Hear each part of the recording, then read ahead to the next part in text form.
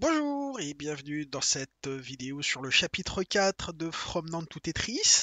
Je vais essayer de faire court, mais j'y arrive pas parce que j'ai beaucoup de choses à dire au niveau théorique. Je vais faire du mieux possible. Donc, raccourcir vraiment puisque le contenu vraiment intéressant et théorique, j'ai pas envie de faire de théorie en vidéo parce que sinon je vais parler pendant une heure comme les autres tentatives d'enregistrement. Ah, c'est le chapitre 4 sur le langage machine. Normalement, tout le monde sait que le langage machine, c'est le langage binaire. Ok.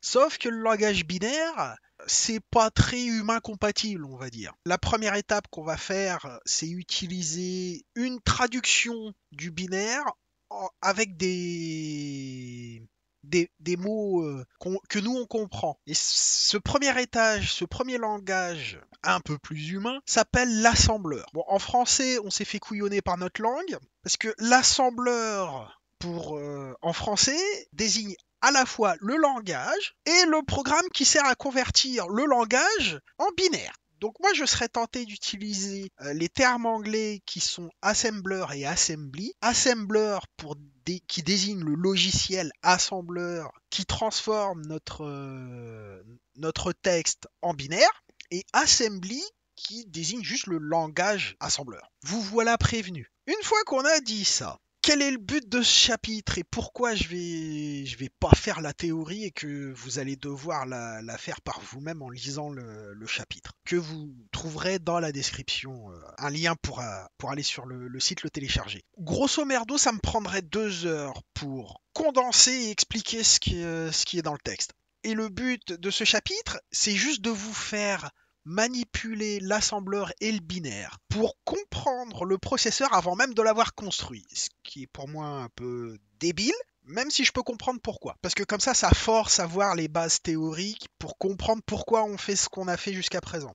Ça parle de jeux d'instructions qui est intimement lié à l'assembleur, parce que de toute façon nos instructions sont en binaire, et le binaire nos instructions servent à configurer le processeur pour qu'il puisse traiter nos informations binaires, faire sa soupe avec et les recracher dans la mémoire. Alors il vous le dit pas directement dans le chapitre 4, mais un processeur, son seul but dans la vie et le seul truc qu'il sait faire, c'est prendre une instruction qui va lui dire, qui va le configurer pour qu'il fasse quelque chose avec des données binaires et qu'il les recrache quelque part en mémoire. Bon, maintenant qu'on a dit ça, il y a une autre question qui arrive, c'est, ok, donc là, de la manière dont tu parles, tu es en train de nous dire qu'on a deux types de mémoire. On a la mémoire programme qui stocke les instructions et que le processeur va aller chercher dans cette mémoire ces instructions, et une deuxième mémoire dans laquelle il va stocker les données. Oui, ça c'est ce qu'on appelle l'architecture von Neumann d'un ordinateur. Les données qui sont séparées des instructions du programme. La mémoire donnée est séparée de la mémoire programme. C'est la mémoire programme qui stocke les instructions et l'ensemble des instructions forme un programme. Ça va arriver à suivre. Vous voulez un petit schéma? Je vais vous trouver ça.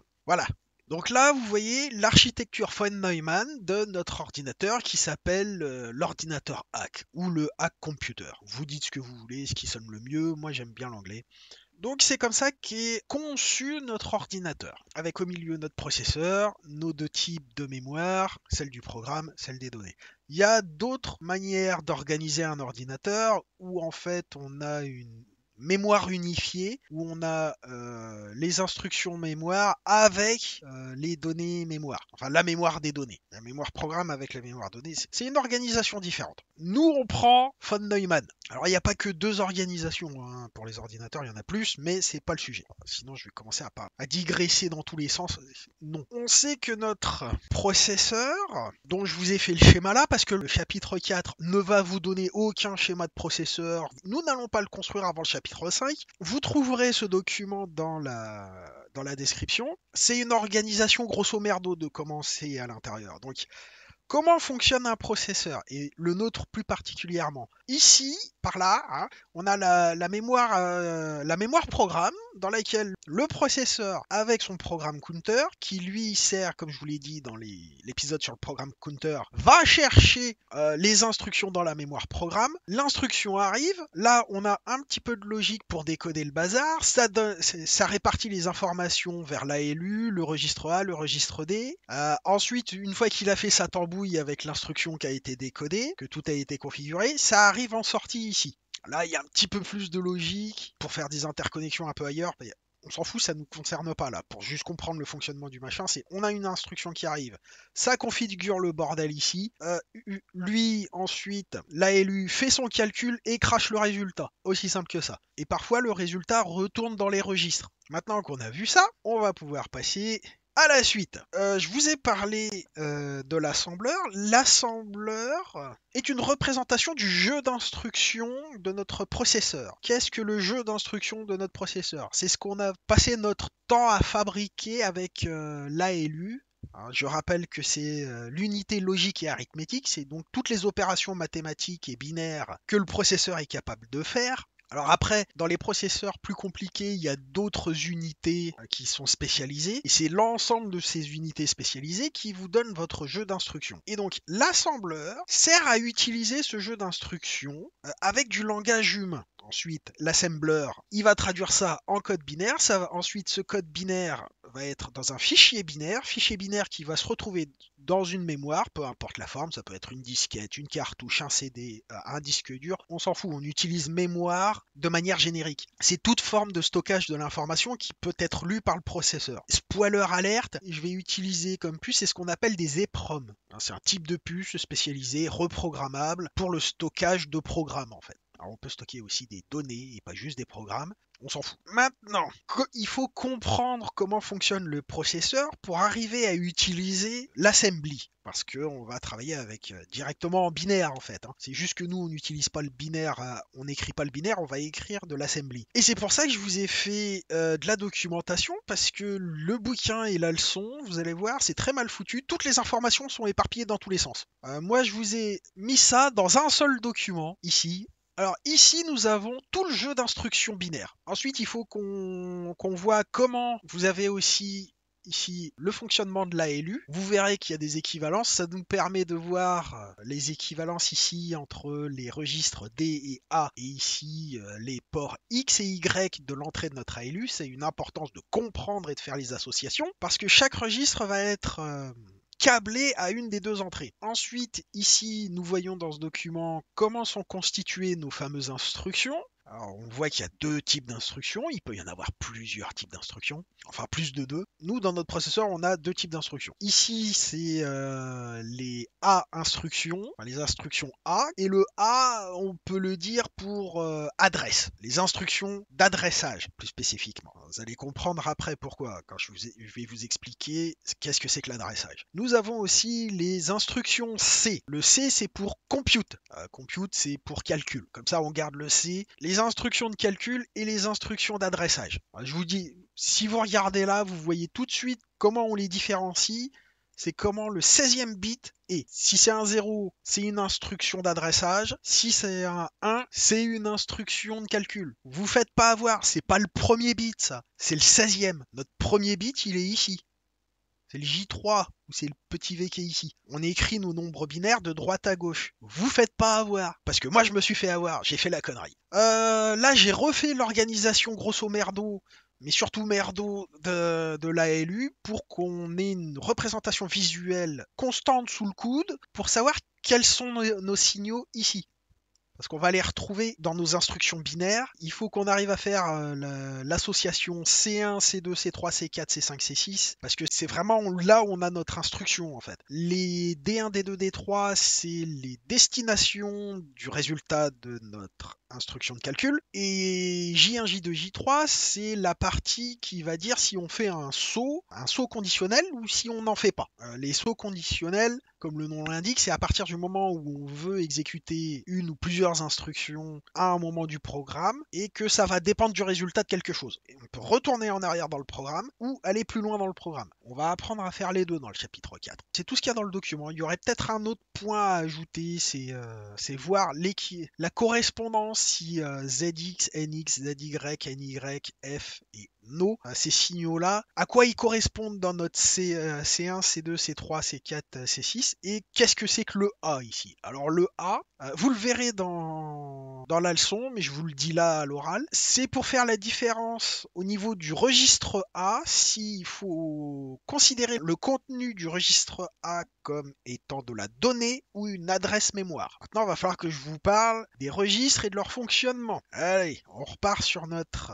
petit truc là. Vous voyez qu'il y a le registre A et le registre D. Le registre A est connecté au programme counter, mais pas le registre D. Le registre D, comme son nom, enfin la lettre qu'il désigne, l'indique indirectement, il va s'occuper uniquement de stocker de la donnée.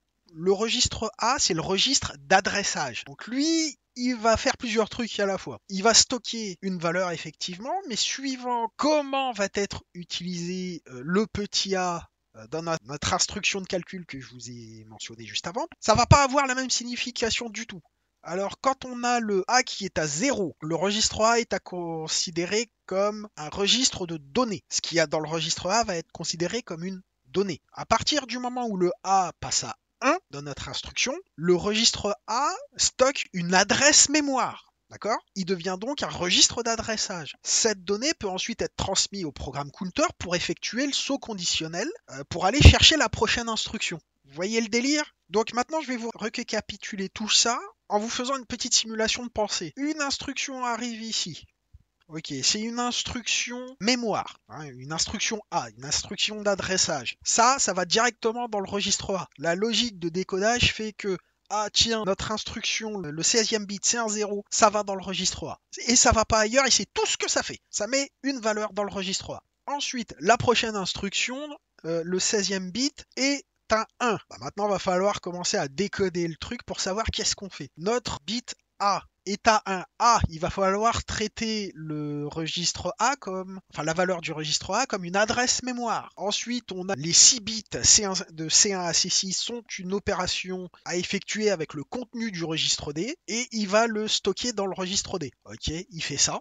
Et il n'y a pas de condition de saut. On a une nouvelle instruction qui arrive. Pareil, c'est le 16e bit est à 1. C'est une instruction compute, de calcul. On vérifie le A. C'est quoi?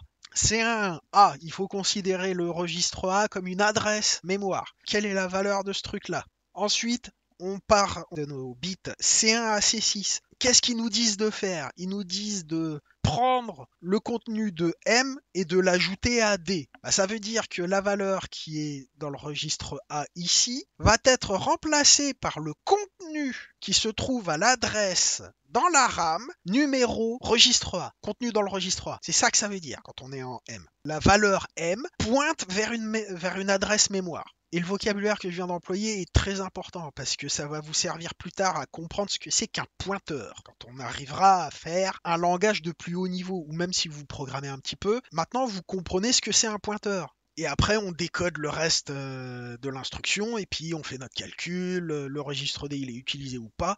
Et ce qu'il y a dans le registre A va dépendre du reste de l'instruction. Là, j'ai pris comme ça un exemple hypothétique. On a une nouvelle instruction qui arrive, c'est toujours un 1, mais ce coup-ci, le A est à 0. Donc la valeur qui est contenue dans le registre A va être considérée une donnée. Et donc, nous, ce qu'on veut faire maintenant, c'est faire A plus D et le stocker dans A. Ce qui fait que, admettons, A c'était 512 et maintenant, et D il y avait 52 dedans, donc maintenant c'est 563, non 564. Ça s'arrête là, on a une prochaine instruction qui nous dit de considérer le registre A comme un registre, comme une adresse mémoire et d'aller chercher ce qu'il y a à l'adresse qui est stockée là-dedans pour le stocker après dans le registre D, lui faire un calcul et ensuite de le stocker à nouveau à l'adresse mémoire qui est stockée en A. Vous voyez comment on utilise maintenant le jeu d'instructions? Ah, j'espère que j'ai pas été trop confus ou trop rapide. N'hésitez pas à réécouter cette partie-là plusieurs fois et à à prendre un papier et à écrire toutes les étapes que je vous ai expliquées. Normalement, là, vous devriez comprendre comment fonctionne un processeur. Et c'est pas juste ce processeur-là qui fonctionne sur ce principe-là, c'est tous les processeurs fonctionnent sur ce principe-là.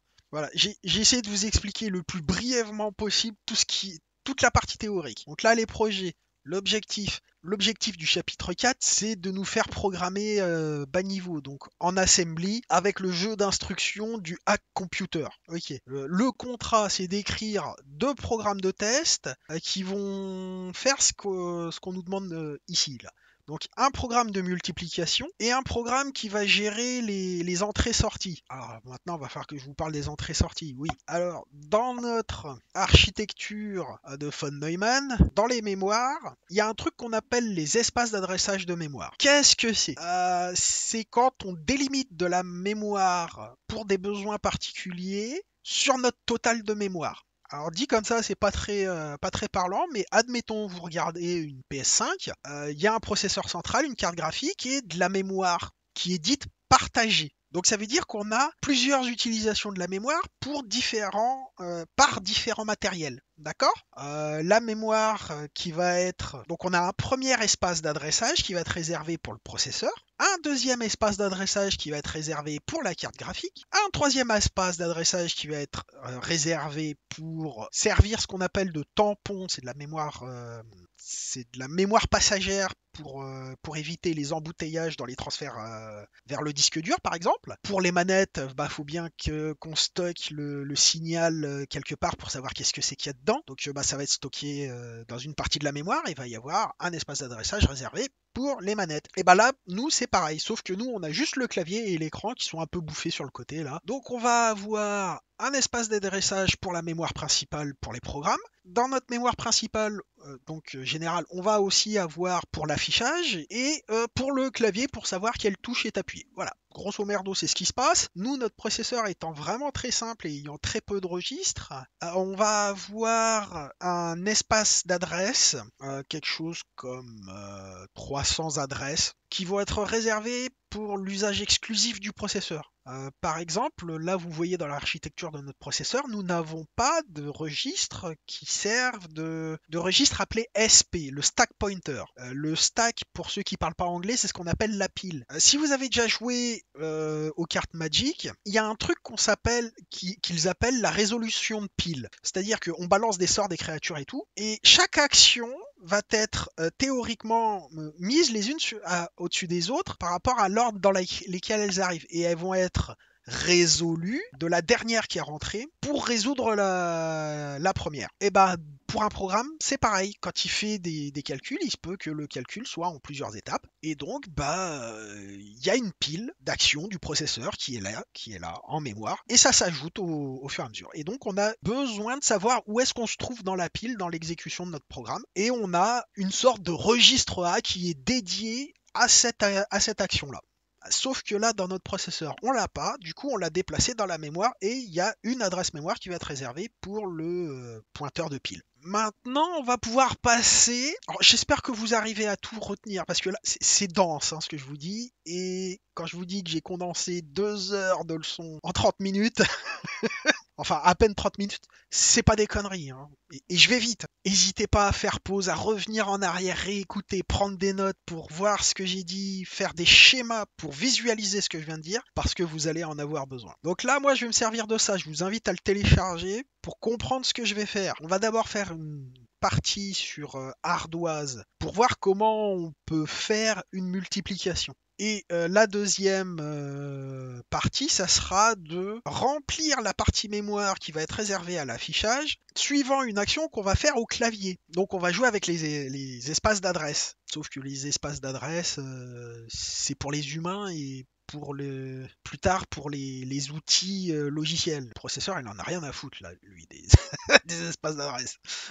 Il en a rien à foutre, il en a haut. Sa logique n'en a pas conscience, si vous voulez que je vous l'explique comme ça. Donc lui, il a rien à foutre. Alors ensuite, on nous dit un peu plus tard dans le bazar là qu'il y a l'assembler, un émulateur du processeur qui sont fournis sur le site que je vous donnerai le lien pour télécharger, toujours dans la description, et qu'on n'a pas à les écrire. Par contre, on les écrira plus tard, ces programmes-là, dans le chapitre 6, il me semble. Le chapitre 7, c'est celui où je suis arrivé, et on attaque le dur. On fait une machine virtuelle qui sert d'étape intermédiaire pour écrire un langage de haut niveau, entre guillemets. Bon, on n'en est pas là, nous.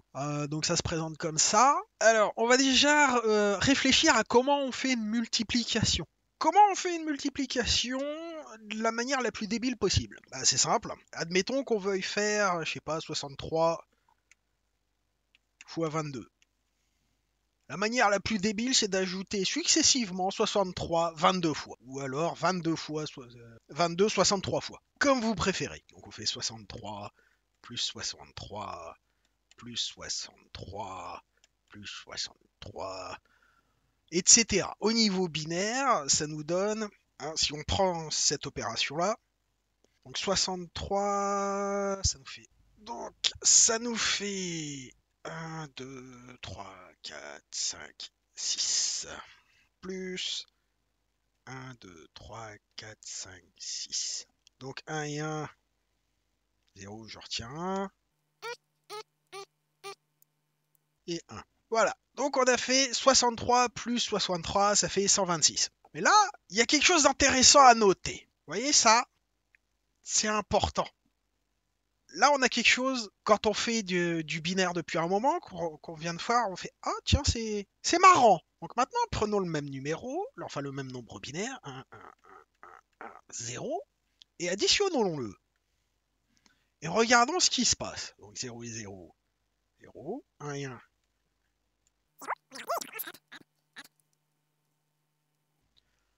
Ah. Faisons-le une troisième fois.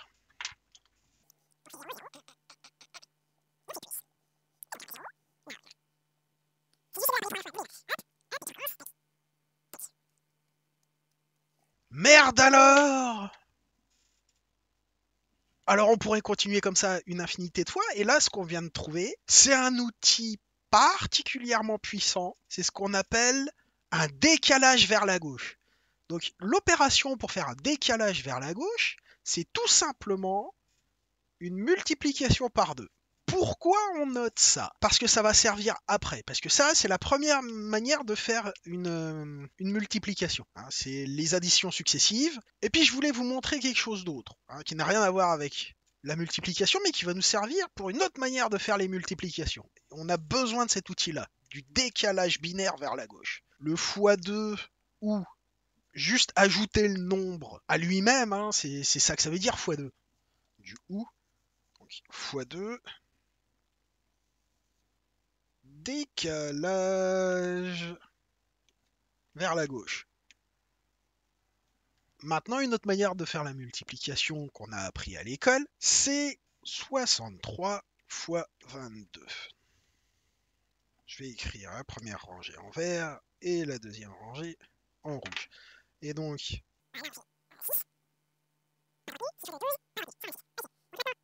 on passe au rouge, on fait un décalage vers la gauche, et on réécrit 126.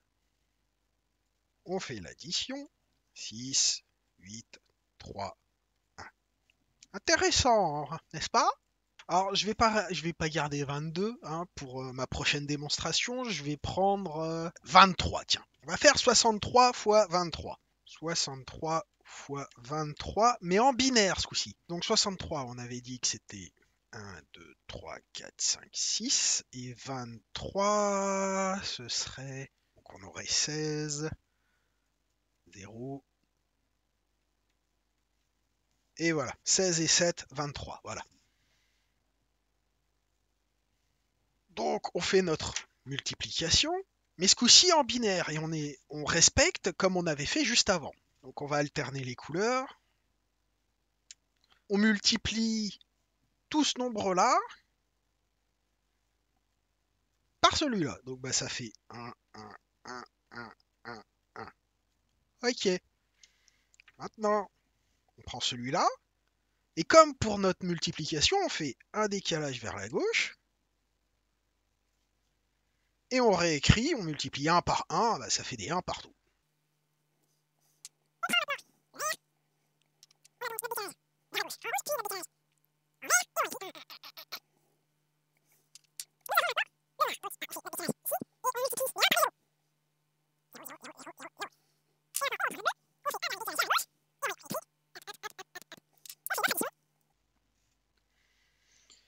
Et donc ça fait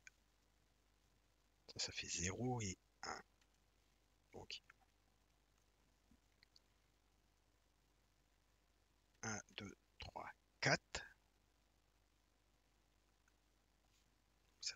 0,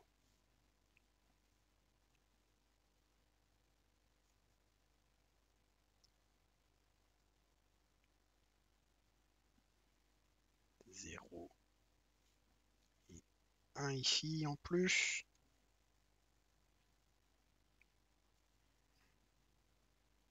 Quatrième, 1, 2, 3.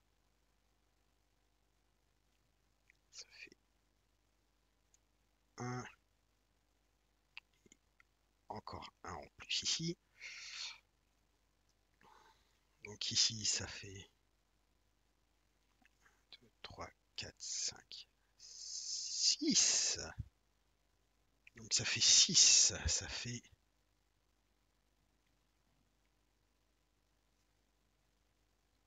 0.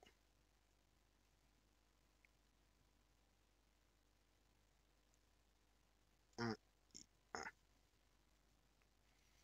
Donc maintenant,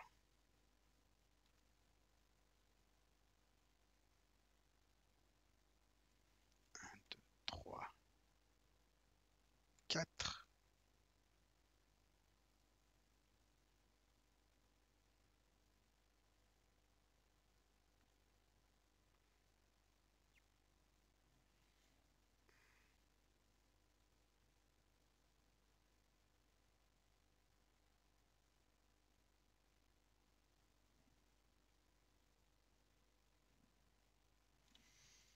Bon, il faut que je sépare bien mes nombres, parce que ça commence à...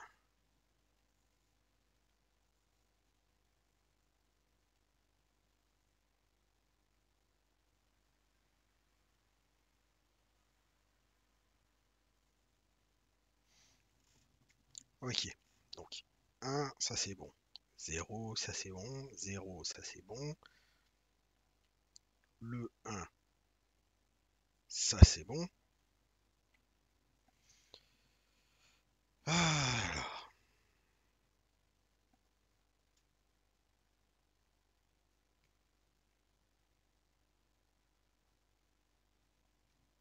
4, c'est 0. 0, 1. Donc 1, 2, 3. Ça fait 1 et 1 en haut. Donc 1, 2, 3, 4, 5, 6. Et donc 6, c'est 0, 1, 2. Donc on fait 0, 0.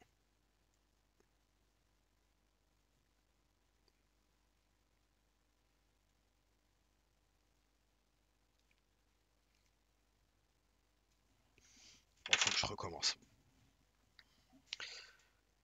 Alors, le 1. Ensuite le rouge. 0. Mais le 1 ici.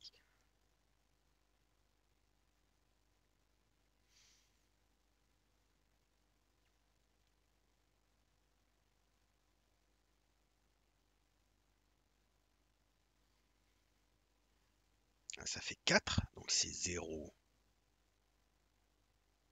0, 1.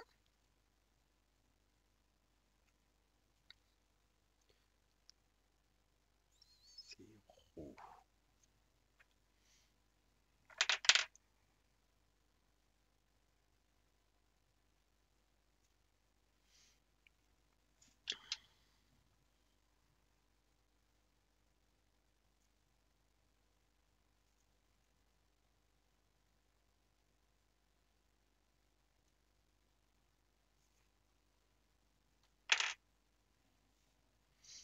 Ensuite on prend le noir. 1, 2, 3. Donc 1 avec le 1 ici.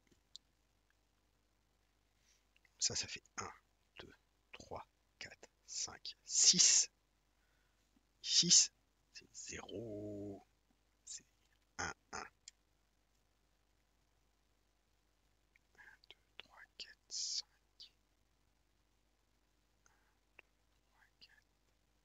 6. D'accord, donc on en est là.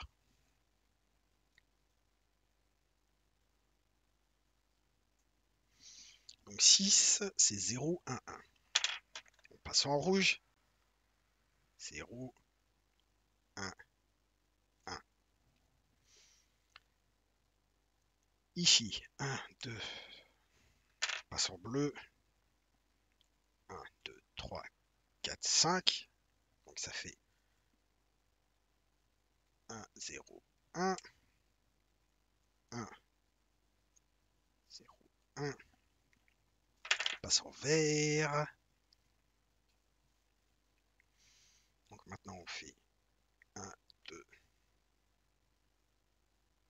3, 4. Donc 4 c'est 1, 0, 0. 0, 0, 1.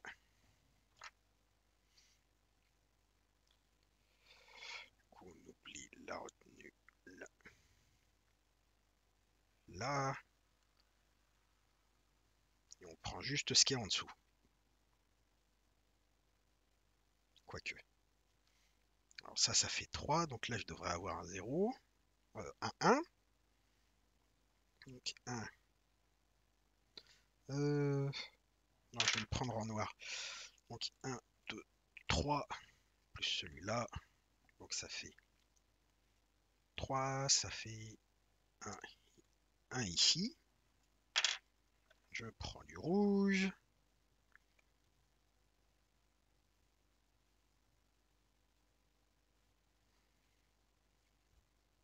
Donc là, ça fait du 1.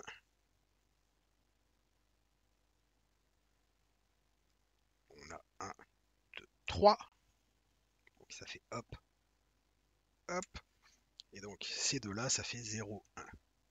Donc voilà comment on fait une multiplication binaire comme on l'a appris pour nos nombres classiques. Alors c'est un peu plus compliqué à faire, mais vous voyez le délire. Et maintenant qu'on sait faire des décalages vers la gauche, vous avez vu ce que j'ai fait en fait. J'ai décalé de manière successive. Quand on lit l'opération comme ça, c'est je prends mon nombre, je lui ajoute son décalage vers la gauche, puis je reprends ce même nombre et je lui réajoute son décalage vers la gauche, puis je lui reprends son décalage vers la gauche, et je lui ajoute. Alors là, c'est un 0, mais on s'en fout, quoi. Et là, je lui reprends et je lui refais un décalage vers la gauche, et je l'additionne pour obtenir mon résultat final. C'est quand même beaucoup moins d'opérations que ce qu'on a fait là. Hein. Là, il faut 22 opérations. Admettons, là, ce serait 23 opérations d'addition successives de ce truc-là. Là, on en fait 1, 2, 3, 4, 5. C'est un petit peu plus rapide. Alors, la contrepartie, c'est que vous voyez que ces opérations-là sont quand même plus complexes. Parce qu'on a plusieurs étapes, alors que là, on se contente de rajouter 63 à chaque fois, et on enlève sur notre numéro ici, là, on enlève 1 à chaque fois. Donc, c'est-à-dire on prend 63, et on fait 63, 23 moins 1. Et on fait ça à chaque fois. On fait une opération, deux opérations. On va maintenant s'occuper de trouver la logique ici pour arriver à ce résultat-là. Parce que vous allez voir, c'est pas très... C'est pas si simple que ça. Vous avez vu que je vous ai marqué F1 et F2 ici. C'est pour différencier mes deux facteurs de la multiplication. Donc on a la logique de F1, c'est F1, parce que lui c'est F1 aussi. Hein. F1 égale F1 plus étape F2 fois F1. Alors là, ça vous fait pas de sens. Pourquoi? Parce que j'ai pas développé F2. J'aurais dû commencer par F2. Mais on peut déduire ce fonctionnement-là par rapport à ce qu'on a fait juste avant. Hein. Donc la première étape de F1, enfin de F2, c'est l'étape de F2. Ici, F2, étape de F2, c'est égal à 1. Parce que c'est celui-là. Cette étape-là, c'est 10. Cette étape-là, c'est 100. Cette étape-là, c'est 1000. Et cette étape-là, c'est 10 000. Sauf qu'on a un problème ici. Vous voyez que cette opération-là, on la fait pas, parce que c'est un 0. Ça va nous poser un problème quand je vais développer F2. La logique de base, c'est ça. Hein. Donc c'est l'étape de F2 qui nous intéresse. Donc comment on calcule ce truc-là? C'est simple, hein, on passe à la logique de F2. F2 égale étape F2. Non, c'est pas dans ce sens-là. C'est F2 moins étape F2. Alors pareil, il va falloir développer notre étape de F2. Alors, étape de F2.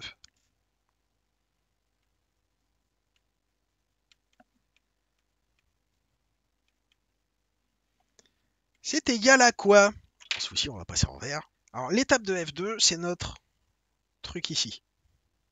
C'est les valeurs qu'on a là. C'est 2 à la puissance du cycle.